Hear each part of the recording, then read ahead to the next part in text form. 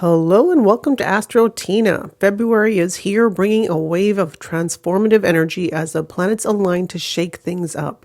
With Venus sparking passion, a new moon opening fresh doors, and Mercury keeping us on our toes. This month promises moments of clarity, creativity, and surprises. Now, what's in store for your sign? Let's dive into February's cosmic dance and discover the highlights waiting for you. Now, first, I will do a quick monthly overview followed by your monthly calendar, which is great to plan your month.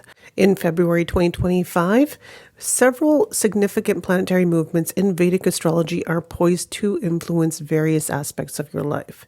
Now, Jupiter direct in Taurus is expected to stabilize partnerships and enhance communication, fostering growth in relationships and collaborative endeavors. Now, there is a full moon in Cancer on February 12th, 2025. This full moon occurs at 30 degrees Cancer in the Ashlesha nakshatra, which emphasizes emotional introspection and the nurturing of personal connections. This lunar event encourages individuals to address domestic matters and also to strengthen family bonds. And Mercury's transit in Aquarius on February 10th to the 27th. Mercury governs intellect and communication. Transits through Aquarius promoting innovative thinking and also progressive ideas. This period is very favorable for intellectual pursuits and also technological advancements. Now, looking at the Sun's transit in Aquarius on February 12th to March 14th, 2025, the Sun's transit through Aquarius highlights themes of individuality and humanitarian efforts. It is an opportune time to engage in community service and also to embrace unconventional approaches to problem solving. And the great red planet Mars is direct in Gemini on February 23rd, 2025. Mars, the planet of action and energy, ends its retrograde and moves direct at 23 degrees of Gemini. Now, this transition reinvigorates personal ambitions and also enhances motivation, particularly in areas related to communication and learning. Now, there is a new moon in Aquarius on February 27th, 2025. This new moon is at 15 degrees. Aquarius in the Satyabhishaka nakshatra, which signifies a period of renewal and innovation. So it's an ideal time to set intentions for future projects, especially those involving technology or social reform. Now, these astrological events suggest that February 2025 will be a month of renewed energy, intellectual growth, and strengthening relationships. Individuals are encouraged to harness these cosmic influences to foster personal development and to contribute positively to their communities. February 2025 horoscope for Cancer Ascendant. Theme of the month, emotional renewal and strategic planning. February 2025 brings significant shifts for Cancer Ascendants, particularly in areas of partnership, finances, and personal transformation. The full moon in your first house illuminates your emotions and also brings clarity about your personal needs, and while the Sun and Mercury are transiting your 8th house, which guide you towards deeper introspection and transformation. Now, I'll do a quick overview and then I will be doing the day-to-day calendar, your daily planner. So the full moon on February 12th in your first house puts a spotlight on your personal goals, your emotions, and your self-expression. You'll gain clarity about your priorities, and this is an ideal time to focus on self-care. A situation that has been brewing in your life will now come to a culmination. Now, Jupiter's direct motion on February 4th in your 11th house of gains and social networks brings opportunities for financial growth and support from your social circle. This is also a really good time, a great time to collaborate with others, build friendships, and pursue long-term goals.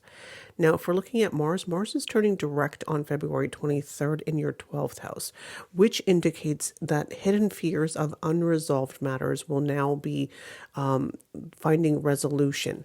This transit is also very favorable for spiritual pursuits, foreign travels, and letting go of any past burdens.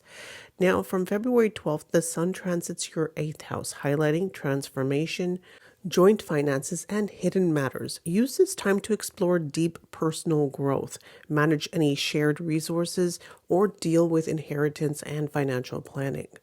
Now, when we're looking at Mercury's transit, which is through your 8th house on February 10th to the 27th, it enhances your analytical abilities and interest in research and spiritual studies.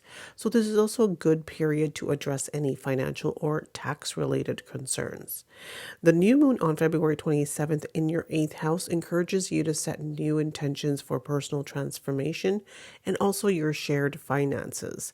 It's a powerful time for inner healing and starting fresh in areas for emotional or financial dependency. So now when we're looking at career and finances, Jupiter in your 11th house supports gains from your professional and social networks. It's an ideal time to collaborate with like-minded individuals. However, with the Sun and Mercury in your 8th house, you may need to review your joint finances, your taxes, or investments very carefully. So avoid any risky financial decisions during this time.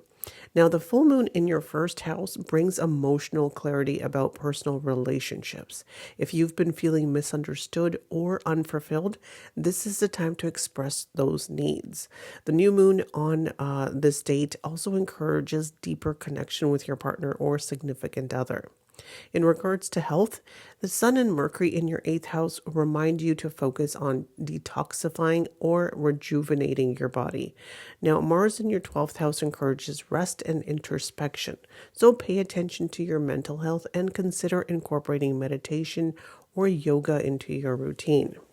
Now, Mars in the 12th house makes this a very favorable month for foreign travel, especially after February 23rd.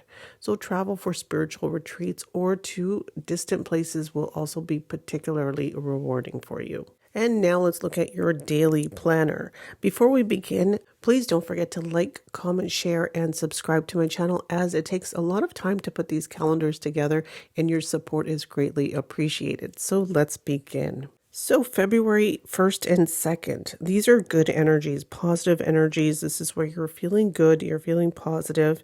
Looking at the 4th and 5th, this is where you want to focus your energies on your career.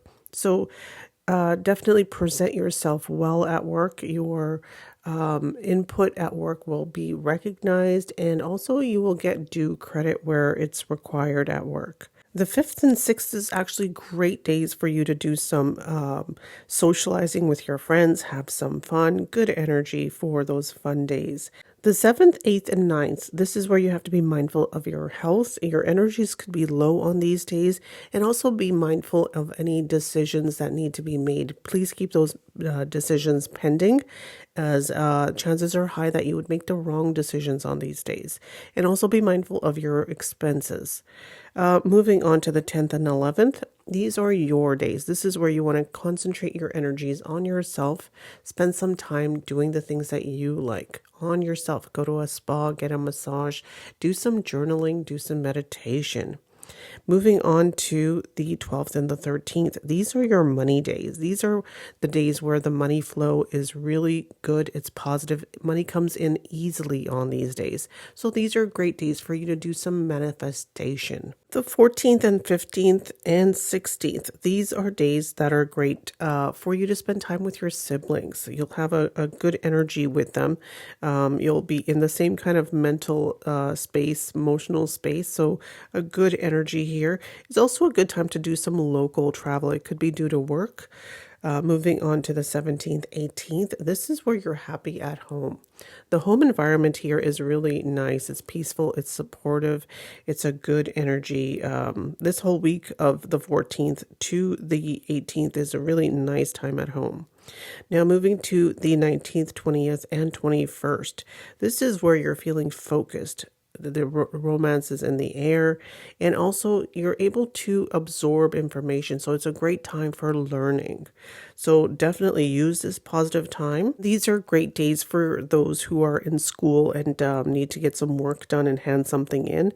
Really good time for that. The 22nd and the 23rd, this is where you have to be mindful of your health, any debts, any disputes. This is, if you have a court case on these days, not a good time for that. Definitely change the days, as the result will not be favorable for you. Now, moving on to the 24th and 25th. These are your honey days. This is where you're feeling in sync with your spouse. This is where the romance is back in the air and you're in sync. You're feeling supported. You're feeling understood on these days. Now, moving on to the 26th and 27th. These are low energy days.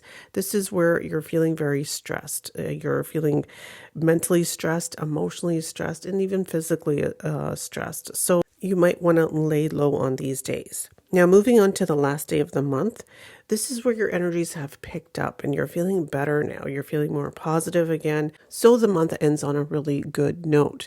Now, this month invites you to balance emotional well-being with strategic growth. So use the powerful lunar energies to reflect on your needs and your goals while embracing transformation in your finances and relationships.